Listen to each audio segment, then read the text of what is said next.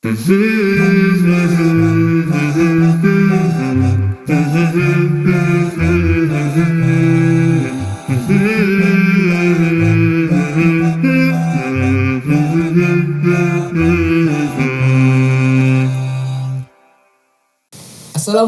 warahmatullahi wabarakatuh. Alhamdulillahirabbil alamin wassalatu wassalamu ala Rasulillahi amma ba'du. Sahabat keluarga muslim, apa kabarnya hari ini? Semoga senantiasa dalam keadaan sehat selalu ya. Di penghujung tahun seperti ini ya. Biasanya banyak sekali orang-orang yang mempersiapkan liburan ya. Buat orang yang lagi dalam perjalanan, hati-hati di jalan, jangan lupa berdoa, tetap safety riding. Kemudian yang buat di rumah juga ya tetap jaga-jaga kesehatan ya, karena di rumah juga kita nggak tahu. Tetap beramal pastinya ya, tetap beribadah. Oke, kembali lagi di program Halo Ustadz. Ada pertanyaan, insya Allah ada jawabannya. Bersama saya Ruci Ardi yang akan menemani sahabat keluarga muslim selama 30 menit ke depan. Dan kita akan mengulas jawaban dari 3 pertanyaan kepada para narasumber yang sangat fakih dalam keilmuannya. Namun sebelum itu, saya ingatkan kepada sahabat keluarga muslim untuk berdonasi ke Salam TV Peduli agar kami bisa terus mengudara di tengah-tengah umat untuk menyampaikan kebaikan. Dan tidak lupa juga saya mengajak apabila sahabat keluarga muslim ingin bertanya di program ini, program Halo Ustadz, untuk menanyakannya via WhatsApp ke nomor 0822 67064546 dengan hashtag Halo Ustadz. Ya, kita langsung saja ke pertanyaan yang pertama. Namun sebelum itu kita akan hubungin Ustadznya terlebih dahulu ya. Ustadz Rosyid kita akan hubungi.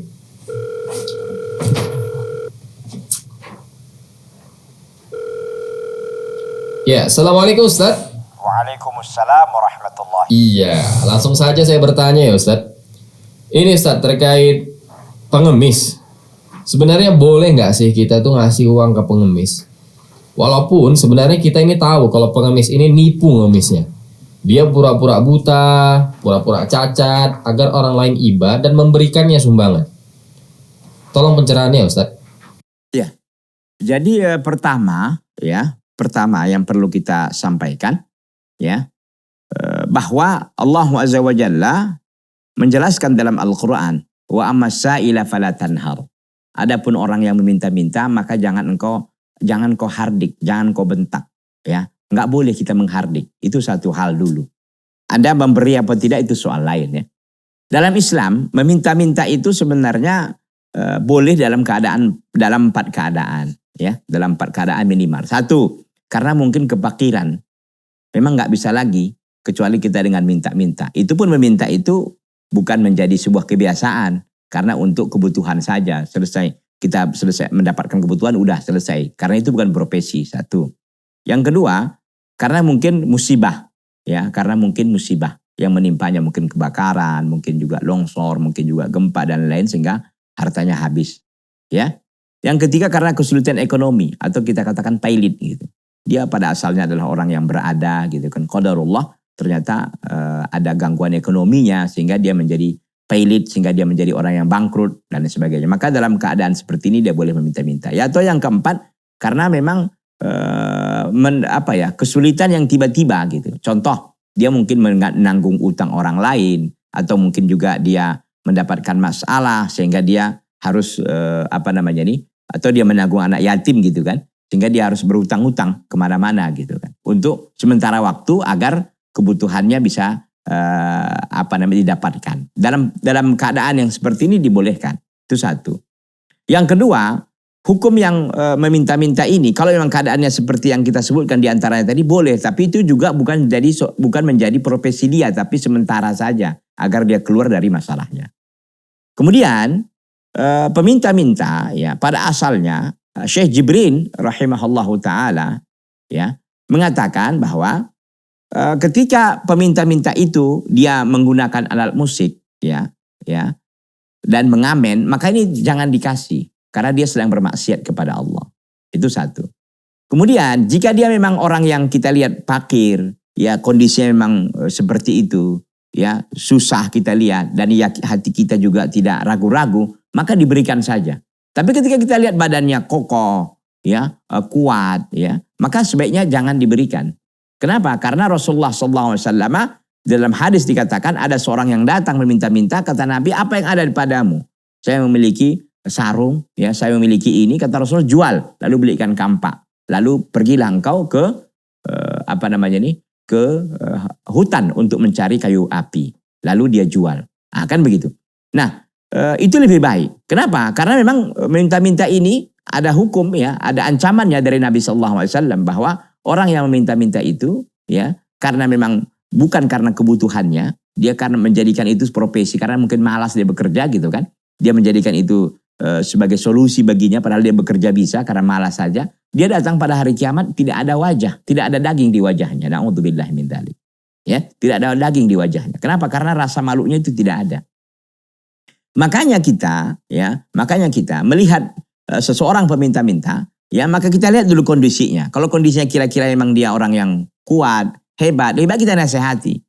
Ya, kita katakan mungkin dengan hadis Rasulullah SAW, tapi dengan cara baik, ya, bukan kita hardik. Ya, kita katakan bahwa laki-laki yang kuat, ya, orang yang kuat lebih Allah cintai daripada orang yang lemah. Ya, orang yang kuat di sini kuat dalam bekerja yang halal, kuat akidah, kuat ilmu dan sebagainya kan gitu.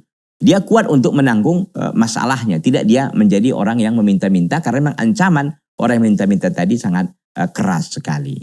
Ya, mudah-mudahan kita semoga diberikan oleh Allah selalu tentang kecukupan, diberikan oleh Allah kecukupan kepada kita, sehingga kita tidak menjadi orang yang minta-minta. Wallahu ta'ala. Iya, syukran jazakallah khairan Ustaz Rosyid atas jawabannya yang sangat mencerahkan sekali, ya. Sebenarnya ini kalau dari saya pribadi, ya, sahabat keluarga muslim, agak dilema kita, ya kan. Dalam hati nurani itu iba melihatnya, kita ingin memberi. Tapi kalau ngelihat fenomena sekarang tuh banyak sekali pengemis yang kaya raya, punya mobil, gara-gara dia mengemis. Padahal dia punya anak dan dia nggak pengen juga anaknya jadi pengemis, ya. Karena memang minta-minta itu nggak boleh dalam agama kita. Ya, tapi jangan jadi hasad juga, ya teman-teman, ya. Jadi memang kalau kita memang niatkan aja karena memang kita ingin memberi, ya tafadhol, silakan, itu lebih mulia daripada kita berprasangka kita nggak tahu sebenarnya dia memang butuh, kita juga nggak tahu kan, daripada kita suuzon. Ya, lebih baik hindarilah perasaan-perasaan yang tidak baik seperti itu. Ya, terima kasih untuk Ustaz Rosyid sekali lagi, ya. Dan sahabat keluarga muslim, kita akan lanjutkan di pertanyaan yang kedua, namun setelah jeda berikut ini. Jadi ada di situ seseorang yang mengenakan atribut Santa Claus dan memberikan makanan-makanan ringan. Ini boleh nggak, ya, diterima Ustaz?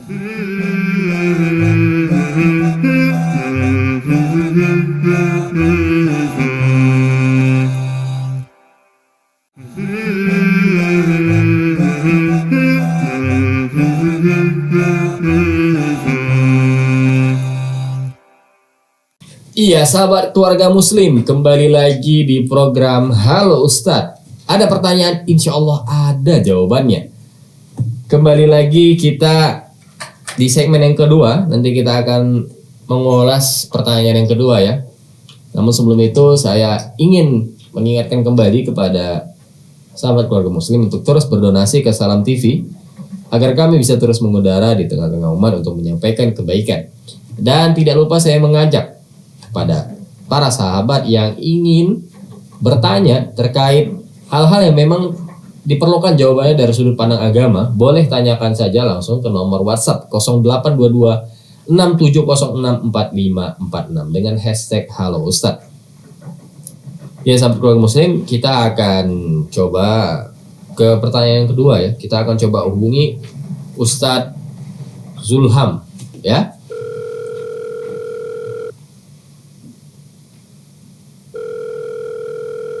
Ya, halo Ustadz, Assalamualaikum. Waalaikumsalam warahmatullahi wabarakatuh. Iya, Ustadz. Kemarin saya ke salah satu mall. Kemudian mall itu semacam mengadakan event khusus Natal.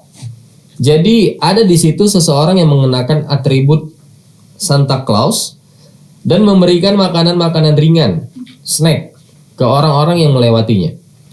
Ini boleh nggak, ya, diterima Ustadz? Iya, tafadhol Ustadz. Muslimin dan muslimat rahimani wa rahimakumullah. Agama kita, ya, sangat begitu keras dan juga sangat begitu gigih menjaga akidah kita. Jangan sampai umat Islam ini jatuh kepada hal-hal yang bisa merusak akidah mereka. Maka ya agama kita sendiri itu, bahkan Nabi Muhammad SAW, ya ketika ada orang yang mengatakan di antara orang yang baru masuk Islam itu untuk membuatkan bagi beliau pohon, ya bagi mereka pohon Dzatu Anwat, Nabi begitu marah. Kata beliau, apa ini merupakan sunnah-sunnah ataupun ajaran umat-umat sebelum kalian. Ini nggak boleh dilakukan. Ya karena di antara bentuk kesyirikan, bentuk ya bisa jatuh kepada kekufuran kepada Allah Subhanahu wa taala, maka harus dijauhi, harus dijaga. Nah, ketika ada kita lihat orang yang umpamanya membagikan ya atribut-atribut ya agama lain ataupun hadiah dalam rangka karena agama lain, bagaimana sikap yang harus kita lakukan? Di antara sikap yang paling dituntut dari kita ialah sikap wara. Wara itu adalah kita berusaha menjauh segala sesuatu ya karena ingin menjaga agama kita. Meskipun dia mubah.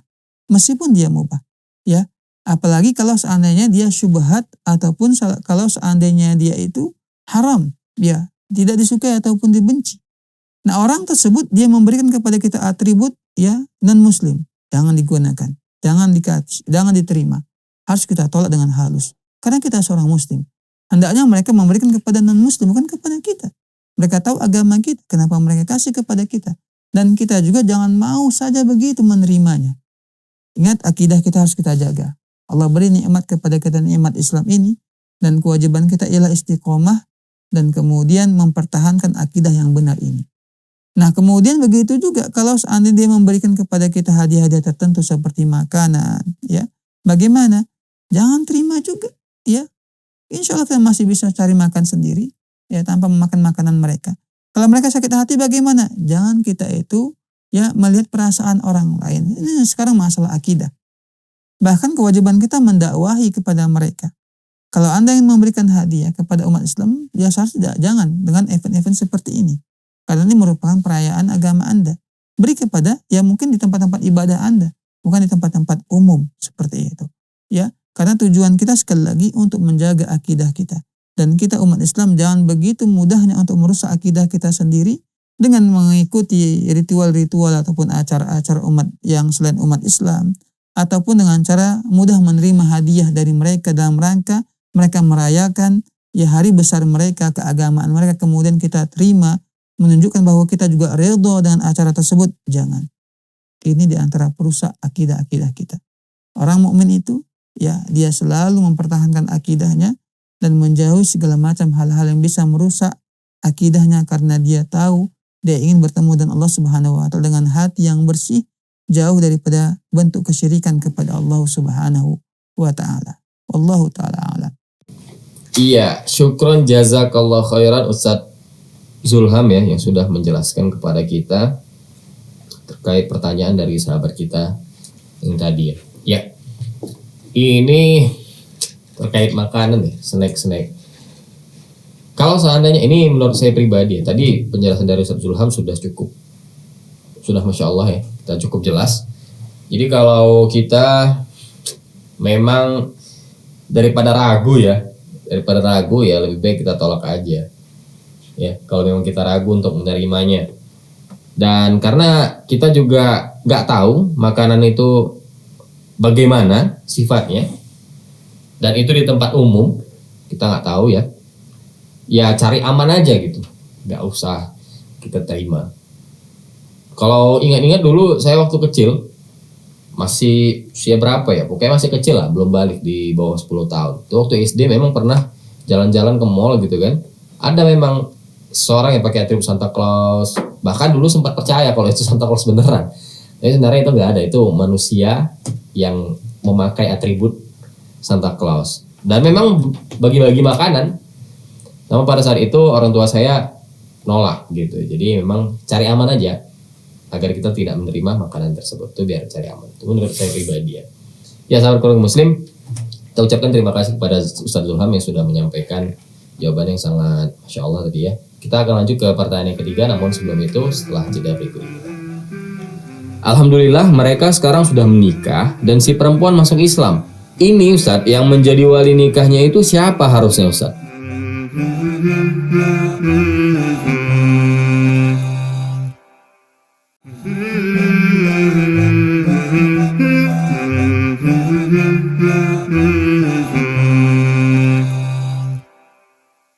Ya, sahabat keluarga muslim, kembali lagi di program Halo Ustadz. Ada pertanyaan? Insya Allah ada jawabannya.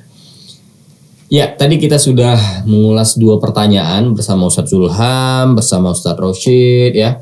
Nanti di pertanyaan yang ketiga ini kita akan coba hubungi Ustadz Muslim. Namun sebelum itu, saya akan terus mengingatkan kembali, terus mengajak kepada sahabat keluarga muslim untuk terus berdonasi ke Salam TV Peduli agar kami bisa terus mengudara di tengah-tengah umat untuk menyampaikan kebaikan.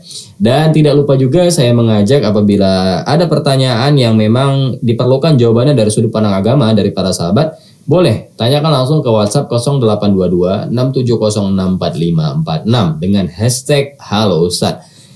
Kita akan hubungi Ustadz Muslim untuk pertanyaan yang ketiga. Halo Ustadz, Assalamualaikum. Waalaikumsalam warahmatullahi wabarakatuh. Iya, Ustadz mau izin bertanya nih Ustadz ya. Teman saya ada yang berpacaran begitu lama dan beda agama. Alhamdulillah mereka sekarang sudah menikah dan si perempuan masuk Islam. Nah, ini Ustadz yang menjadi wali nikahnya itu siapa harusnya Ustadz? Status kedua orang tuanya masih non-muslim. Mohon penjelasannya. Syukran Ustaz. Iya, ini masalah tentang pernikahan ya. Dikatakan dalam bab pernikahan ini dikatakan salah sujidduhun najid wa hazluhun najid ala wahiyya at-talaq wa idqu raqabah wan nikah. Maka kata Rasulullah ada 3 perkara yang gampang. Pada asalnya nikah itu gampang. Maka kata Rasulullah itu ada 3 perkara yang nggak boleh main-main. Tidak bisa dengan canda, tidak bisa dengan emosi, maka akan jatuh. Maka akan jatuh dan akan terjadi. 1 dikatakan adalah membebaskan budak. Biarpun canda tuannya mengatakan ketika masa perbudakan dulu, ketika canda aku bebaskan maka jatuhlah kebebasan itu. Yang kedua adalah cerai. Nah ini banyak kaum muslimin yang sering ini masalah cerai ini katanya waktu itu emosi, enggak ada kalimat emosi. Maka akan jatuh cerainya. Atau canda mengatakan aku pulangkan, aku ceraikan istriku. Jatuh, enggak ada dalam bercanda. Begitu juga dengan nikah. Pada asalnya nikah, ini kalau kita lihat nikah kaum muslim ini kadang-kadang susah, harus 1 napas, harus panjang dan lain sebagainya. Tidak ada. Maka dikatakan pernikahan itu gampang. Sampai dalam canda pun kalau dikatakan misalnya fulan, kunikahkan dengan anakku putri, si putri misalnya, kalau seandainya menyelesaikan pekerjaan ini dari sini kemari dalam waktu 5 menit. Ada 2 orang saksi yang menyaksikan di situ dan selesai, maka pada saat itu sudah sah anaknya menjadi istri. Kan? Itu pada asalnya. Itu pada asal dalam bab pernikahan. Nah, bagaimana kemudian seandainya pernikahan ketika walinya masih non-muslim? Seorang wanita, tadi dikatakan wanita yang berpacaran, pertama yang harus digarisbawahi dalam Islam itu berpacaran tidak ada. Ya, berpacaran ini di sini dikatakan adalah tidak diperbolehkan. Bagi kita yang sudah tahu hukum, maka hendaklah dipercepat yang belum menikah, maka percepatlah untuk menikah. Jangan kemudian diperpanjang pacarannya. Yang masih melakukan, maka percepatlah nikah, lakukan secepatnya karena itu bukan dari Islam. Kenapa? Karena kata Allah Subhanahu wa taala dalam Al-Qur'an, wala taqrabuz zina, jangan mendekati zina. Yang didekati adalah zinanya. Maka dalam bab hukum ada dikatakan saddan lidari'ah. Ada bab menutup bab jalannya. Menutup jalan untuk perzinahan adalah apa? Prosesnya adalah pacaran. Maka dikatakan, maka secara hukum adalah ketika man la yatimul wajib illa bihi fahuwa wajib. Bahwasanya segala sesuatu yang wajib, maka jalannya juga wajib. Sesuatu yang haram, jalannya juga haram. Maka ketika zina haram, maka jalannya juga menjadi haram. Itu yang pertama. Maka bagi kita yang masih menjalankan pacaran, maka sampai sekarang, maka mintalah, datangilah orang tuanya, dan nikahilah wanita-wanita muslimah tersebut. Yang kedua, bagi yang menikah dan wanitanya sudah masuk Islam, dalam artian berarti laki-lakinya muslim, wanitanya juga muslimah. Dua-duanya sudah Islam, karena wanitanya dikatakan tadi adalah non-muslim yang kemudian masuk Islam. Bagaimanakah walinya bagi orang-orang yang mau menikah sementara dia tidak memiliki wali? Bapak Ibu yang dirahmati Allah Subhanahu wa taala, kawan akhwat, yang menikah yang tidak memiliki wali seperti ini, dan kasus ini sering terjadi bagi orang-orang yang masuk Islam, maka walinya adalah waliul hakim. Walinya adalah wali hakim. Sekarang ini siapa? Berdasarkan undang-undang dikatakan wali hakim itu siapa? Wali hakim itu adalah KUA, kantor urusan agama, yang menjadi walinya. Kalau dulu mungkin ada penghulu ya istilahnya. Kalau dulu ada penghulu, tapi kemudian itu sudah dicabut dan sekarang dipindahkan kepada KUA. Jadi bagi yang mau menikah kepada muslimah yang baru, maka hendaklah datang ke kantor KUA dan mintalah mereka menjadi wali hakim, dan itulah walinya, karena wali di sini adalah rukun di dalam melakukan pernikahan. Wallahu taala alam bishawab. Iya, syukran jazakallah khairan Ustaz Muslim atas pencerahannya Ustaz. Ini terkait yang beda agama ini memang agak rumit ya teman-teman. Tapi kalau memang situasi dan kondisi seperti ini, seperti yang dikatakan Mas Munah tadi, itu yang menjadi wali nikahnya itu dari ini ya, orang KUA kalau di Indonesia namanya. Dari orang KUA yang menjadi wali nikah, karena memang kedua orang tuanya belum muslim. Namun tetap kita doakan semoga orang tuanya segera muncul untuk menjadi mu'alaf ya teman-teman ya. Dan kita doakan juga yang menikah ini hubungannya menjadi sakinah mawaddah warahmah, karena menjadi keberkahan juga ya si perempuan masuk Islam, mungkin ajakan dari si suami pastinya ya. Dan kita doakan juga yang buat yang belum menikah segera menikah, yang masih berpacaran segera putuskan agar segera menikah, seperti itu ya. Jangan dilanjut lama-lama. Lama-lama ini kita juga nggak tahu nih, ini lama berpacarannya, nggak tahu berapa lama. Jangan sampai kayak kredit gitulah, 5 tahun, 10 tahun, 15 tahun gitu kan. Jangan terlalu lama, putuskan langsung menikah. Ya, ya terima kasih Ustaz Muslim, sahabat keluarga Muslim. Tidak terasa kita sudah di penghujung waktu ya. Dari 3 pertanyaan yang sudah kita ulas tadi, tentunya menambah wawasan kita dan pada saya pribadi pastinya. Sebelum kita akhiri, saya mengingatkan sekali lagi kepada sahabat keluarga Muslim untuk terus berdonasi ke Salam TV Peduli agar kami bisa terus mengudara di tengah-tengah umat. Dan apabila sahabat keluarga Muslim ingin bertanya hal-hal yang memang perlu ditanyakan dan memerlukan jawabannya dari sudut pandang agama, boleh tanyakan lewat WhatsApp, boleh via chat, telepon, kirim video ke nomor WhatsApp 082267064546 dengan hashtag Halo Ustadz. Akhirnya saya Ruci Ardi bersama seluruh kerabat kerja yang bertugas pamit undur diri. Kita tutup dengan doa kafaratul majelis. Subhanakallahumma wa bihamdika asyhadu an la ilaha illa anta astaghfiruka wa atubu ilaik. Assalamualaikum warahmatullahi wabarakatuh.